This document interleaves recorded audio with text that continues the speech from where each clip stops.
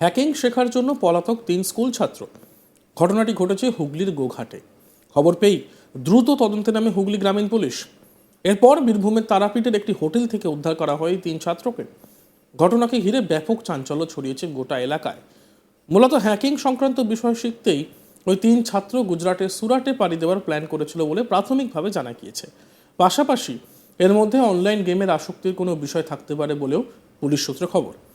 এই বিষয়ে হুগলি গ্রামীণ পুলিশের অ্যাডিশনাল এসপি কৃষাণু রায় জানিয়েছেন, যেহেতু নিখোঁজ হওয়া 3 ছাত্র কোনো মোবাইল ফোন ব্যবহার করতো না, তাই তাদের খোঁজ পাওয়া পুলিশের কাছে বড়সড় চ্যালেঞ্জ হয়ে দাঁড়ায়। তারা নিজেদের বাবাদের মোবাইল থেকে বিভিন্ন অ্যাপ ব্যবহার করে এবং মেসেজের মাধ্যমে নিজেদের মধ্যে কথোপকথন চালাতো।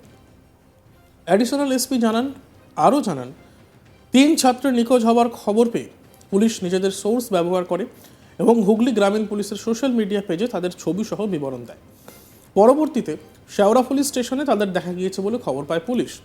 এরপর পুলিশের সোর্স জানায় ওই 3 ছাত্র পালিয়ে কোনো রকমে তারাপীঠ পৌঁছে গিয়েছে। এরপরই সেখানে পৌঁছায় হুগলি গ্রামীণ পুলিশের টিম। তারাপীঠ থেকে প্রায় 4-5 কিলোমিটার দূরে একটি হোটেল থেকে 3 জন ছাত্রকে উদ্ধার করা হয়। অ্যাডিশনাল এসপি কৃষাণু রায় কি বলছেন এই বিষয়ে শুনব। আপনারা জানেন যে গত 18 তারিখ আমাদের গোঘাট থানার অন্তর্গত Kamarpukur Ramakrishna mission multipurpose school থেকে 3টি ছেলে স্কুল করার পরে যখন বাড়ি যায়, বাড়ির পর থেকে মিসিং হয়। এবং তারপরে ওই স্কুলেরই হেডমাস্টার মশাই, যিনি কল্যাণেশ্বর নন্দ মহাশয় আছেন, উনি একটি কমপ্লেন দেন গোঘাট থানায় যে এই 3টি ছেলেকে কেউ বা কারা কিডন্যাপ করেছে। এবং তার ভিত্তিতে আমাদের গোঘাট থানায় 18/12/2024 তারিখে একটি কেস হয়। 137(2) BNS এই ধারায় একটি কেস রুজু হয়।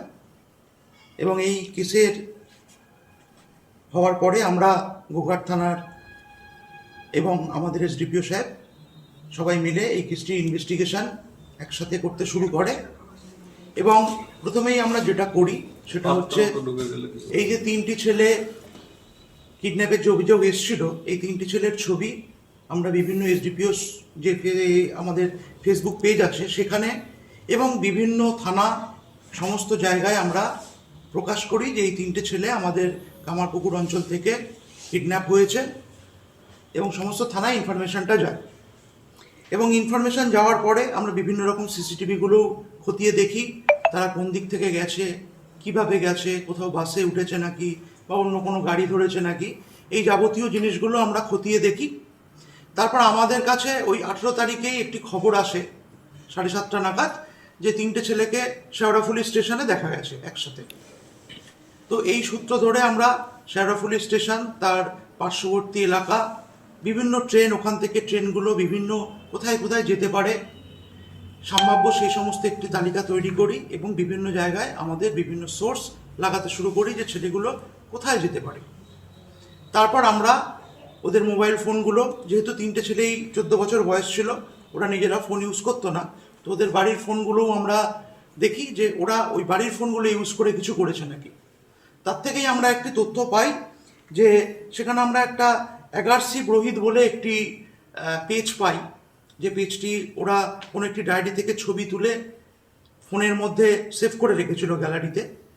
সেই তথ্য থেকে আমরা, যদিও সেই ছবিটি ওরা ডিলিট করে দিয়েছিল, কিন্তু ডিলিট করার পরেও ওটা আমরা পুনরুদ্ধার করার পরে আমরা জানতে পারি ওই সেম নামের একটি ইনস্টাগ্রাম পোস্টও আছে। সেই পোস্টটি ওরা ডিলিট করে দিয়েছিল। আমরা সেটা বিভিন্ন টেকনোলজির মাধ্যমে সেটাকে আবার পুনরুদ্ধার করে আমরা একটি ক্লু পাই যে ওরা ওখান থেকে শেওড়াফুলি থেকে ওরা তারাপীঠ অঞ্চলে যেতে পারে। তারাপীঠে ওরা থেকে তারপর ওরা আমাদের রাজ্যের বাইরে চলে যাওয়ার একটা পরিকল্পনা করেছিল। তো এই ক্লু পেয়ে সাথে সাথে আমাদের গোঘাট থানার একটি টিম নেতৃত্বে আমাদের সুজিতবাবু ছিলেন, উনি গেল এবং তারাপীঠ গিয়ে ওই 3টে ছবি নিয়ে সম্ভাব্য যেখানে যেখানে তারা থাকতে পারে সেই সমস্ত জায়গাগুলো ওরা খোঁজাখুঁজি শুরু করলো। বিভিন্ন অটো ড্রাইভার, টোটো ড্রাইভার, বাসের ড্রাইভার বা বিভিন্ন যত রকম যানবাহনে ওখান থেকে ছেলেগুলো যেতে পারে সমস্ত ড্রাইভারদের ওই ছবিগুলো দেখিয়ে তাদের অনুসন্ধান করার চেষ্টা শুরু করলো।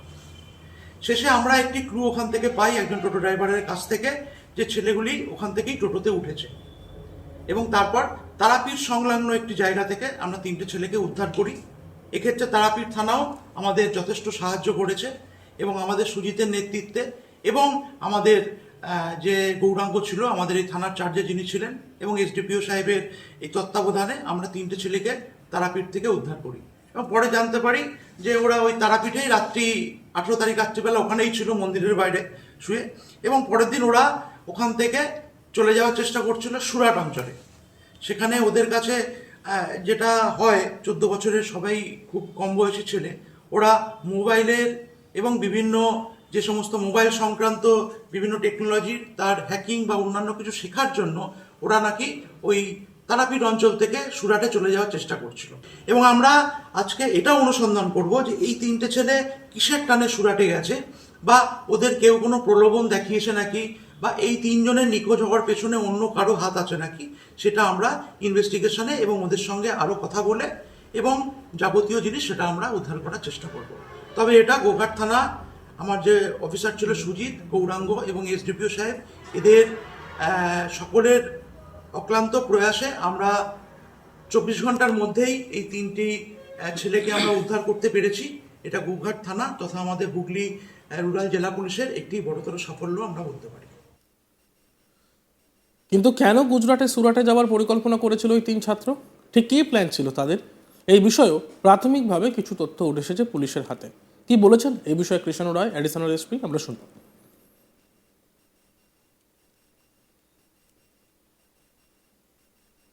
বিষয়টা বলতে ওরা কোনো একটা জায়গা থেকে শুনেছিল বা কেউ প্রলোভন দেখিয়েছিল যে এই মোবাইল সম্বন্ধ হ্যাকিং বা অন্যান্য ল্যাপটপের হ্যাকিং বা বিভিন্ন এই টেকনোলজি সংক্রান্ত আরও ফার্দার নলেজের জন্য সুরাটটা নাকি ভালো জায়গা, সেখান থেকে নাকি এসবগুলো শেখা যায় ভালো।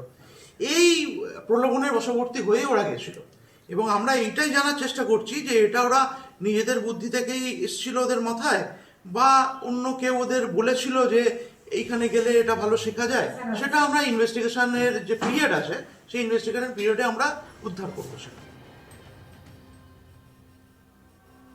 ইতিমধ্যেই ওই 3 ছাত্রকে গোঘাটে ফিরিয়ে নিয়ে আসা হয়েছে। আপাতত আদালত তাদের চাইল্ড হোমে পাঠানোর নির্দেশ দিয়েছেন।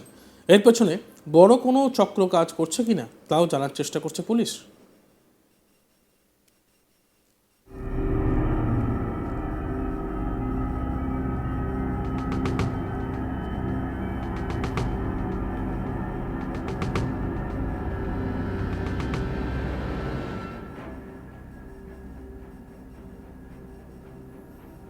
দেখতে থাকুন আজ তক বাংলা, সাবস্ক্রাইব করতে ভুলবেন না।